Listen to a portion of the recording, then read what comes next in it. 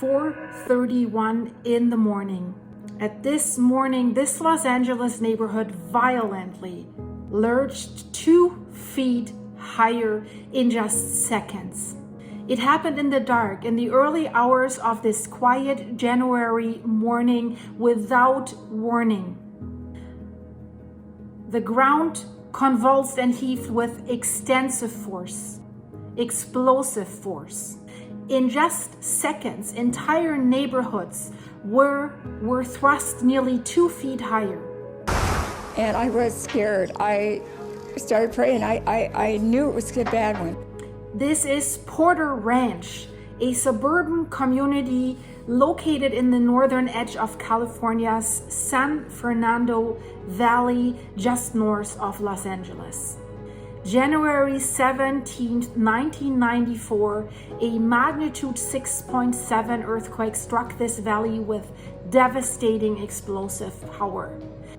It's difficult to describe the intensity of the heat here, but what happened was right after the earthquake, one of the water lines through here broke, completely flooding the streets. The driver of that truck still thought he could make it through. As you can see, he obviously did not. Instead, he hit a gas line. We're told he was able to get out okay, but here we are 6 hours later, and the fire is still burning out of control. Why am I telling you about this? Well, wait, because what is about to strike this area and the whole West Coast will blow your mind. The rupture occurred on a previously unknown blind thrust fault. A blind thrust fault is a type of thrust fault where the fault plane does not break through to the Earth's surface. So it's not breaking through. This means it is not visible from the surface. And that makes it so difficult to detect until it is too late and it causes an earthquake. So these faults are often hidden beneath layers of rock, which can deform and fault over the fault without showing obvious surface evidence of the fault itself.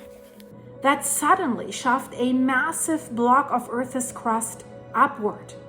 Incredible. An explosion out there I had never heard anything like it in my life. You just wonder what is next? What is next? Let's just get out of here. But not everyone managed to get out of their houses when the quake hit. The result was astonishing and equally as frightening. Parts of the Porter Ranch and the nearby Santa Susana Mountains rose nearly 2 feet. That's 60 centimeters. In an instant, guys. The shaking was so violent that instruments recorded horizontal ground accelerations exceeding 1.8 G. Some of the highest ever measured in an earthquake at that time. Satellite data and ground surveys later confirmed that the entire San Fernando Valley had been permanently tilted, with the largest uplift along the valley's northern edge. This is the Northridge earthquake. The Northridge earthquake became one of the costliest natural disasters in the United States so far. But again, what I'm about to tell you will break these records, unfortunately, by 1,000 or even more. But this is nothing compared to what is about to happen. They called the Northridge earthquake, like a horror movie, the earthquake that changed California.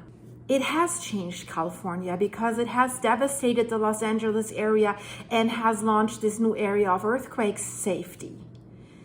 This is a historic earthquake that is written down in the books of California forever. It has destroyed the unimaginable amount of 87,000 homes and businesses, has highway overpasses collapsed as if they were just card boxes. More than 60 people were lost forever. The memories of that day and the difficult weeks that followed remain fresh in the minds of those who lived through these days. Because you have to imagine, guys, Despite the destruction that this earthquake left behind, it was still considered moderate. Only, they say, a 6.7. We know in other countries what that can do. Even 5 point something can do devastation. But in a highly first world nation like the US, it shouldn't happen, right? So 6.7 was moderate, and then they say the big one is still coming. Yeah, the big one, the San Andreas fault. But that is even getting worse than everyone thought. You have to imagine, because of that earthquake, already 7 major freeway bridges collapsed and highway overpasses buckled, choking transportation corridors and cut off the ways for first responders. Hospitals were damaged. Most of the hospitals needed to, if they were still standing, operate on emergency power. They were flooded with a tidal wave of walking wounded. They had to set up triage units in parking lots, and thousands of patients streamed in.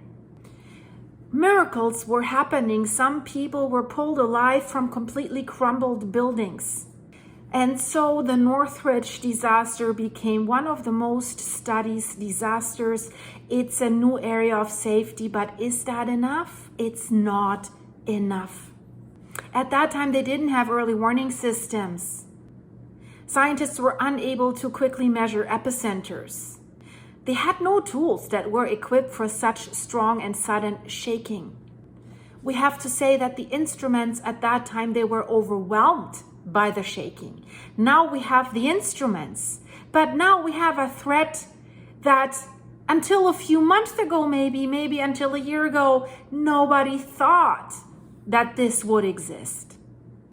Of course, this gave scientists and engineers a rare window to this immense seismic force. And the lessons learned from that morning have since then influenced how California designs buildings, bridges, and infrastructure. Of course, that helps communities to better prepare for the quakes that are still to come. But there's just one problem, guys. The ones that are about to come exceed what they thought would be about to come.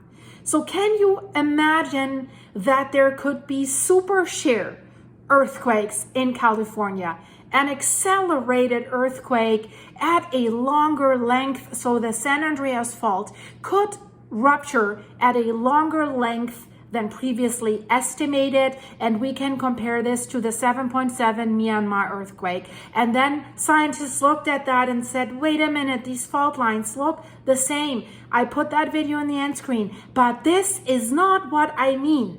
Everyone was like, oh my God, the Cascadia earthquake, the Cascadia fault that runs from Northern California along the Oregon coast, Washington coast, and then along the British Columbia coast of Vancouver Island, a magnitude 9+ mega thrust subduction zone earthquake that is overdue. That will come with a 100-feet tsunami only 8 to 15 minutes after the earthquake. Scientists say this is the disaster that will rip open the Pacific Northwest, the biggest disaster ever. But now, guys, scientists by mistake have found out something else. Let's talk about the San Andreas fault. Also, the big one for California that's going to rip open California. That is overdue as well. But then scientists found out that both, I don't want to say can,